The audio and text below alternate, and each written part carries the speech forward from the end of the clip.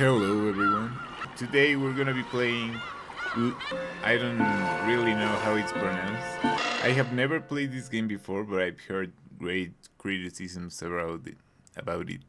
So let's hope this story is good. This story is undoubtedly nothing more than fantasy. It could not possibly have any relationship to real people. The old physician let out a sigh as he removed the stethoscope. Two elderly men could be seen in the dimly lit study, which was filled with dust and a sick, sweet stench. In the corner of this room, which was much larger than most people would call a study, there was an expensive-looking bed, a man undergoing a medical examination, and the physician conducting it. There was also what appeared to be a servant watching over the whole scene. The bottle is my friend.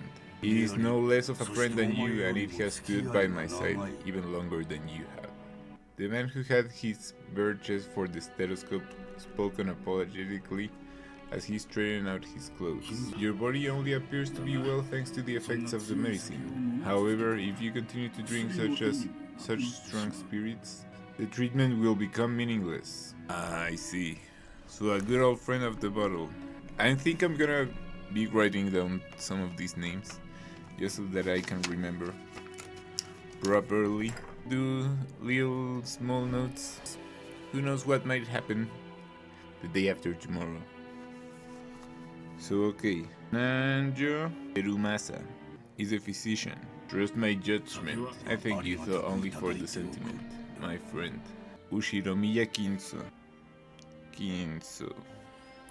Genji. Another glass. Water it down slightly. That way Nanjo can save face. So okay, I'm gonna read as Ushiromiya Kinso as the drunk attended by the physician. Genji. His friend Genji. Are you quite sure? After eyeing both the master who demanded the alcohol and his doctor who forbade it, Genji, the old butler, silently gave a slight nod and carried out his master's orders faithfully.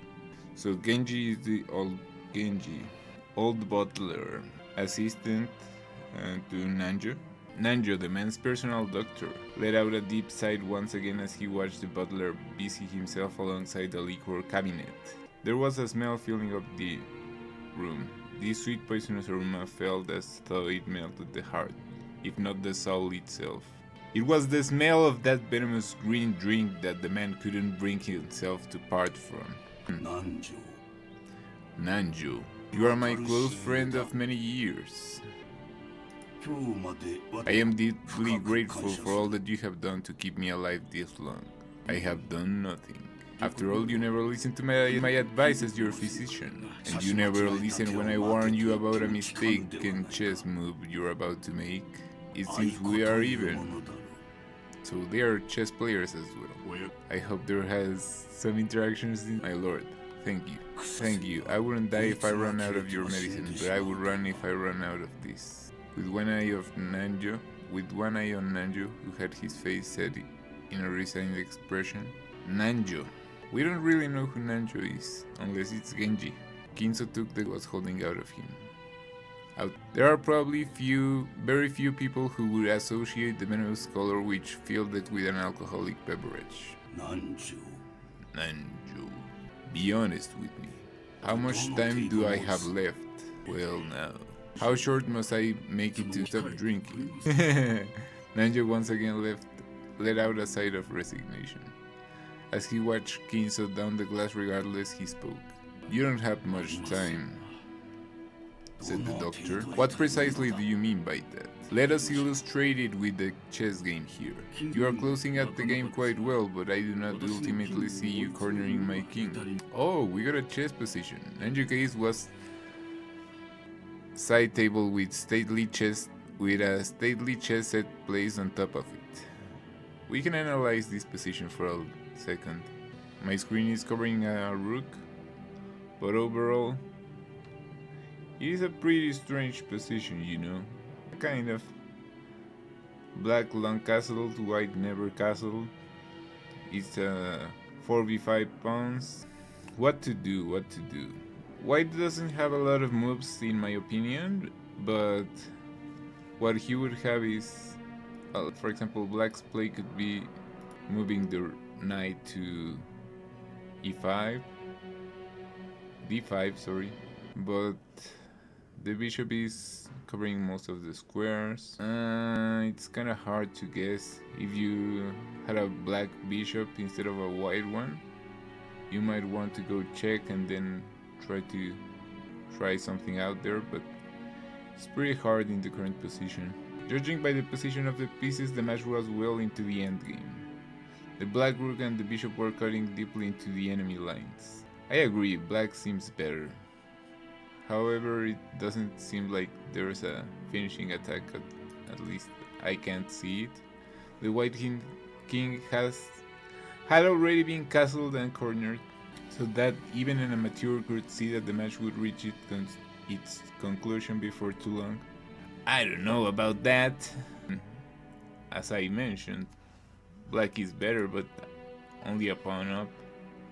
The end game must be winning, but still a lot of time to finish it up, I think. Every time Nanjo came to give a medical examination, both of them would make a few moves. Nanjo was stating with confidence that Kinzo would most likely fall into his eternal sleep before this game could be concluded. There were less the words of a physician than they were the words of an old friend. Were you a normal patient, I would recommend that you write a will at this point. And that is a will, Nanjo. Handwritten instructions to the vultures on how to devour and scatter my corpse. Tough words. No, not at all. As the word suggests, it is a way for you to record your will for the later generations. It is far more than just a means to divide up your inheritance. Oh. And apart from the division of inheritance, what might I write off? Oh, there's your regrets and matters you haven't finished, things you want to be passed down, and things you want to tell, anything you want. Seems interesting, an interesting point of view to see a will. Things I want to be passed down and things I want to tell. Ridiculous. I, Ushiromiya Kinzo, have not one thing I want to tell or leave behind. I was born with nothing. I will die with nothing. There is nothing I wish to leave to my foolish children. That's interesting. Even if the end were to come today, even if it were to come right now, I shall accept this fate of death without a trace of fear. I created everything. My fortune, my prestige, everything. Those were built up by me and they will be lost along with me. There is nothing I wish to leave behind. Nothing. After I am gone, I care not if it all goes to waste. I desire no tomb, no coffin. Those were the terms of the contract I made with the witch. When I die, everything will be lost. That has been part of the promise since the beginning, and that's why nothing will be left behind. There is nothing I can leave behind. After reaching a furious crescendo, Kinzo suddenly slumped over. His expression was limp and feeble, as though an evil spirit had possessed him and then left. However, I do have one regret. I have nothing to leave behind, but there is one thing I cannot leave undone. You would do well to write it down. Of course, it would be the best if you could finish it before your time comes. However, even if the worst happens, those who come after you will carry it to completion. You must leave behind your regrets so that they can be resolved even if you are unable to do it yourself. That is the purpose of a will. When Nanjo tried to gently pat Kinzo's shoulder, the dying man flew into a sudden rage and battled away Nanjo's hand. That is, it must be done while I still live. At the moment of my death, my soul will be devoured by the demons of the contract and wiped out of existence. For me, there will be no peace or another world after death. That's why everything must be done before I go. I see. That's why a will has no meaning for me. And if I had the time to write such a thing, if I had such time to spare, I'd want to see it. I want to see it one more time. I want to see Beatrice's smiling face one last time. Oh, Beatrice, why do you resist me so? I will return everything you have given me right this very moment. I am prepared to lose everything. So please show me your smile just one more time. Beatrice, I beg of you, you must be able to hear this final plea. That's the kind of woman you are. Wow, I beg of you, show yourself to me. You're here, aren't you? You're standing there invisible, listening to every word I say. And even now you're mocking me from somewhere in this room, aren't you? Please, appear before me one more time and smile. Feel free to scold me, even snatch away my life by your own hands if you wish. I don't want to die alone like this. I cannot let myself die until I've seen your smile just one more time. I offer up this life of mine. I offer it up to you. I'm begging you, Beatriz. Alchemist presents.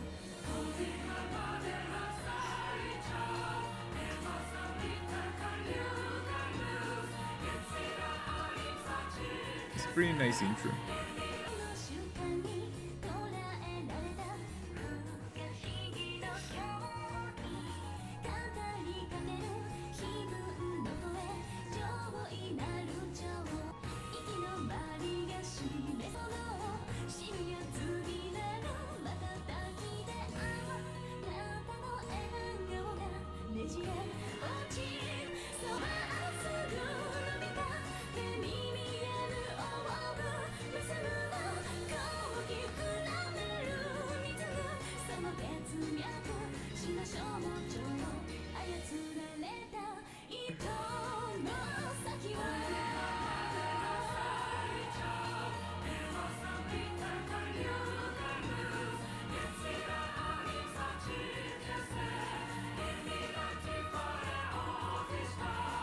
Sorry for the little inconvenience. Ushiromiya Battler. Ushiromiya.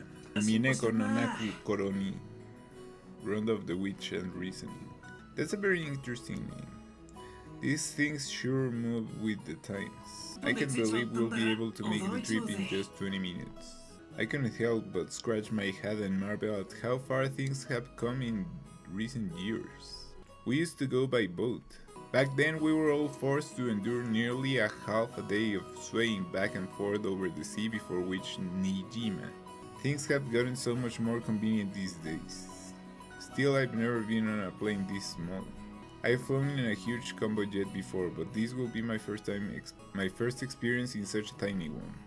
It's going to shake, isn't it? They say the smaller boats shake more, so I guess the same rule applies. Probably applies to planes. Just spare time. Don't worry, Butler-kun. Butler-kun. Ushiromiya George. Ushiromiya. Is that Nikki?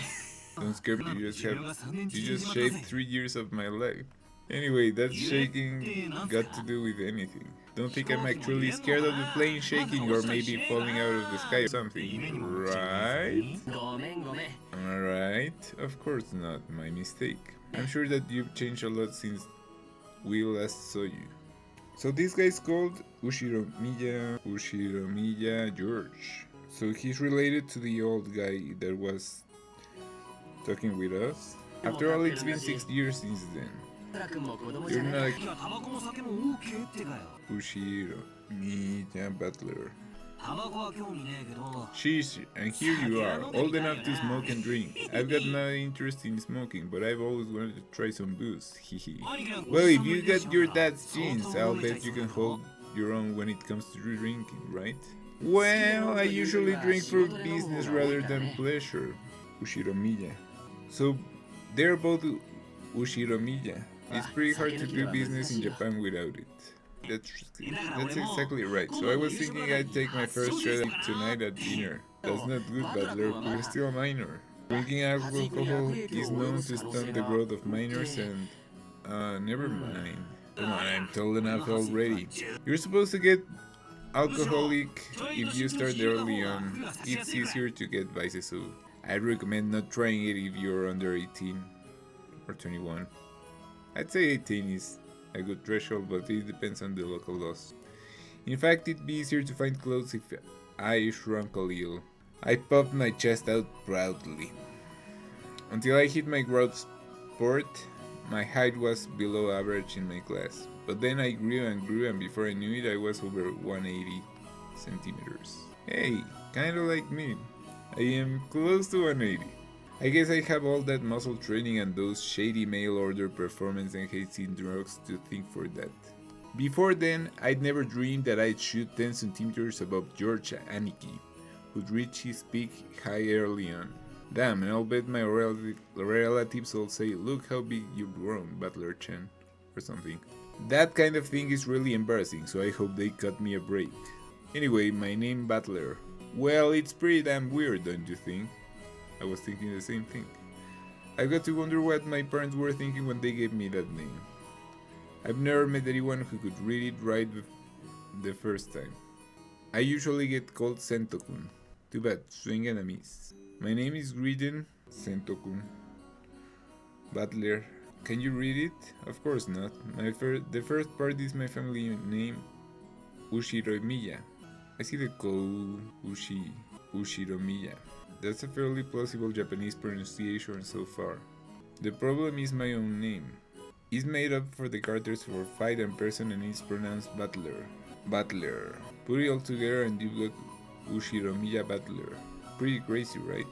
It's crazy enough that my parents decided to call me that, but it's even more crazy that some government worker let them make it official. Both groups are at the top of my must kill list. Anyway, this is one of my cousins. His name is pronounced Ushiromiya George. So they're cousins, okay. Let me write that down. Cousin. Ushiromiya George. He's 5 years older than me, so he's probably turning 23 this year. Since the Ushiromiya cousins consist of 2 boys and 3 girls, I ended up playing with George all the time. 2 girls and 3 girls, and because I've always thought of him as a big brother, I still call him Aniki today. Look how big you've gotten. You know what they say, leave a boy for 3 days and you'll hardly recognize him. It must be in his blood, I suppose. Romiya Eva. Rudolph wasn't that tall either until around his high school years. Perhaps people end up taller if they grow sport comes late. Nah, it's nothing special. A real man needs to be tough on the inside too. Exactly, Ushiromiya Hideyoshi. Exactly, Butler-kun. Here knows how it works.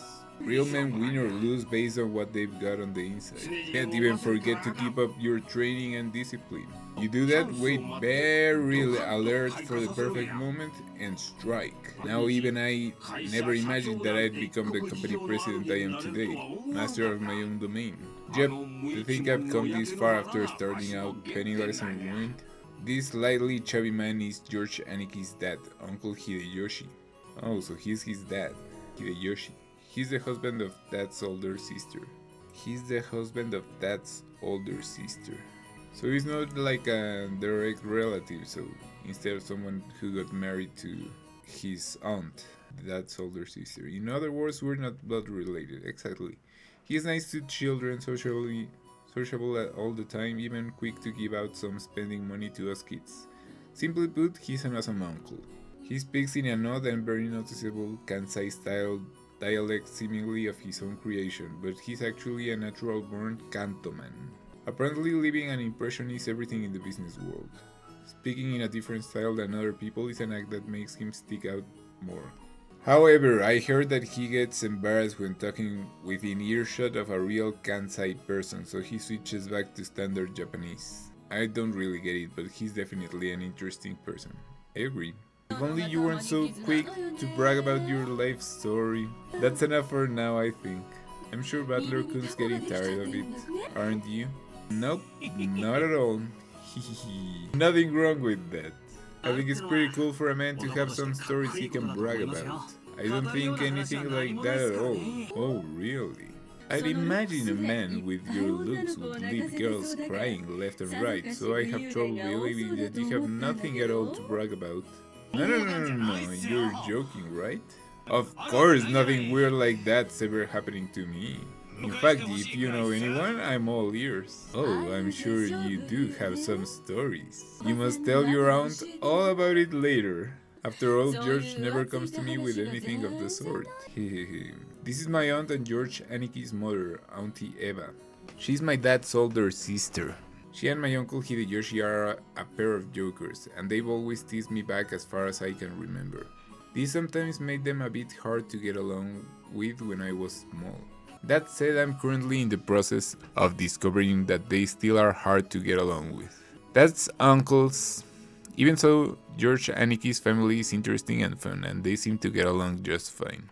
They seem pretty fine. Sheesh, that's pretty much the total opposite of my family. Butler-kun, Ushiromiya Kirie. Have you seen Rudolph's son? He headed off to the bathroom a while ago. Is he still not back? Maybe the poor geezer dropped dead. That's no way to talk about your own father. Still, this isn't the first time he's taken so long in the bathroom. Yeah, the guy's always been like that. Does he really have to take a magazine with him every time he needs to take a dump? Oh, what might he be doing with those? But you don't need to worry about that at all. As long as we're together, I won't be letting him do that on his own. Oh, I'll have to get the juicier details later. Sounds like that's his balls in an iron grip. You know exactly what would happen if that man if I didn't keep a tight grip, don't you? Ushiromiya Kirie. You're the only one capable of reining in that old bastard. As his son, I'm more than happy to let you take over. Kirie. So after all, that's my specialty. This woman is my dad's wife. Ah. So she took the first name or the last name, Ushiromiya, for herself. Her name is Ushiromiya Kirie. As you can probably tell from our conversations, she's not my real mother. She's basically my stepmother. My real mom died 6 years ago. Kirie-san is a woman that married afterwards. I'm not a kid anymore. It's way too late for me to start calling his second wife mom. And I doubt she feels like using the word son on this massive kid who's no relation to her at all. We aren't little kids. We know there's nothing to be gained by fighting. So we decided that we wouldn't force ourselves to pretend that we were family. I've decided to act a bit more frank with her, as such she's a friend neighbor instead. It's much easier to just keep a little distance instead of forcing ourselves to act all close and making each other uncomfortable. Kirie-san has been very open about all this, so thanks to that we've been able to get along pretty well. As we were capitalizing on Dad's being away in the bathroom to badmouth him, the man himself came back, wiping his hands with a handkerchief. Ushiromiya Rudolph. Badly. What's up, Dad? Don't pinch my ear. So you've been talking trash about me with Mom again, haven't you? What makes it so hard to show a little respect to your father, huh? I can see that. Ushiromiya Rudolph. Rudolph is the dad. Okay. Damn it, that hurts, you old bastard. Stretch my ear all you want, I'm still not gonna be able to fly. Ow, ow, ow, ow, ow. Come on now. Upwards, sideways, round in a circle, back the other way. Multiplier max out with an extra ×2 on top. Now say, father, please forgive me for being so rude. Hell, I will. Go find yourself some members only store if you want it that much. This old bastard is my dad. I think I'm pretty tall, but that's about the same height. It's probably not surprised that Auntie Eva started talking about Dad's blood when she saw my height. By the way, my height isn't the only thing I got from him. It seems having weird names runs in the family. Dad's full name is Griden something something something. Can you read it? Of course. Not many could, I'll tell you that. That method of characters is pronounced Rudolph. Haha, he must hate grandfather for giving him that name. Still, that's no reason to pass that weird name tradition on to me. As the old bastard twisted my ear all over the place, Auntie Eva snuck up behind him and grabbed his ear. Hey Rudolph, don't take your frustrations out on your kid. That hurts, Aniki. The scene before me was a perfect realization of the trope of the older sister who deals out punishment to her prankster younger brother despite his size. I think that's good enough for now, Evan-san. I'll make sure to stretch out his other ear later on. Oh, my apologies. I must leave some pulling for you to do. Make sure Kirie-san gives you lots and lots of punishment later on, alright? You're only talking, Eki. Bullying your little brother like that. I'd like to thank you very much for picking her up. If you hadn't been so generous, she'd still be unsold in the store. You have my gratitude and apologies. After taking 2 or 3 step backs, Auntie Eva unleashed one of her beautiful high reverse roundhouse kicks, which stopped just a centimeter away from the tip of Dad's nose. After starting out with Tai Chi Chuan for her figure, Auntie Eva had then developed an interest in the Chinese martial arts. After that, she went through karate, taekwondo, capoeira, and what is it she's still learning now again? Well, anyway, they say a woman's weapons are in her lower body, and that's literally true for Auntie Eva. She sounds pretty dangerous. Did you know that a single direct blow to the side of the head like that would knock you unconscious? Not so long ago, I accidentally connected in a practice match and my opponent was out cold. Sounds pretty painful. Guess I have to apologize for her tendency to lash out with her feet too. That completely unfazed shrugged and smiled ironically at Uncle Hideyoshi. Never had a brother or sister myself. When I see you two bickering with each other, it makes me feel warm and fuzzy inside. It sure is nice to have a big family and siblings. Well, then why not consider making a little brother for George, good? He's already a fine adult who's about to go off on his own, so it might be a good time to have another child. Hey, have a little sympathy for the new kid and all the pain and suffering he'd have to live through. I'm surprised even George couldn't turn out as well as he did after being born from this sister of mine. And what an awesome kid he is. Please share some of that with our blockhead of a son someday, will you? That's not how it worked. It's thanks to Evanescence and proper rearing that George Kun became the good gentle kid he is now. Isn't that right, Nathan? Oh, come on now. You think so? Our George still has a long way to go. Ah, by the way, how's your little Angie-chan doing? I heard she was vomiting. Oh, that's right. And I was hoping to finally see her face after such a long time. Is she alright? She often catches a cold when the seasons change. She's very frail. I didn't want to bring her along, but we decided to have my family look after her this time. I think that's a wise move. She'll be on the mend faster if she's not exposed to that toxic head house. A child's health is always more important than an adult's convenience, don't you think? I know some great medicine for vomiting colds like that. When we get back home, I'll send it over right away, so be sure to give her some. Hideyoshi said, I'm always in your debt. And once the conversation suddenly veered off in that direction, we kids didn't have any chance of butting in. For now, I'm just happy that Auntie Eva gave that his just desserts for tugging on my ear. Looks like we're still waiting for the weather report. George Aniki pointed at the counter. The pending weather clearance sign was still stuck next to the schedule department for the flight we were scheduled to board. According to Aniki, smaller planes are more subject to winds and other effects of the weather. And it's not all uncommon for flights to be delayed because of that. Wait a second, it isn't really going to shake, is it? From down here on the ground, it just looks cloudy, not windy. Well, I guess it's different up where the planes fly. The weather's a bit uncertain today. Auntie Eva was looking at a TV on the lounge. The weather forecast was being broadcast, informing us that a typhoon was approaching that Kanto region. A typhoon again. I guess we're doomed to this, with the family conference being in October every year. Couldn't he choose a better season? I agree, I've always hoped we could have it sometime around the Obon festival in mid-August. In that case, why don't you suggest that to Father and Nissan during the conference? Very funny. Why don't you do it yourself? Our brother would never listen to anything I suggested. No way. It doesn't really bother me that much to have it in October. You were the one who complained about the typhoon, so I said ask them to change it then. That's all. Very convenient. I only said that typhoons always come around this time of year. You're the one who said you wanted to move it near to Obon. Well, you said it too last year. Didn't you say that it would be easier to fit into your scale if we had it near? I've never said anything like that. Oh yes, you did. I certainly wouldn't forget something like that. No, I didn't. You're the one saying that all the time.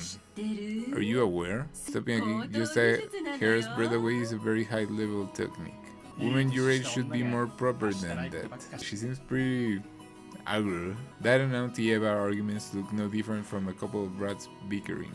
I expect that's because although they normally act as mothers and fathers, turn right back into kids again when they meet their old siblings at these family conferences. You're the one who looks like a real adult, analyzing it all calmly. I hope I never turn out like that old bastard.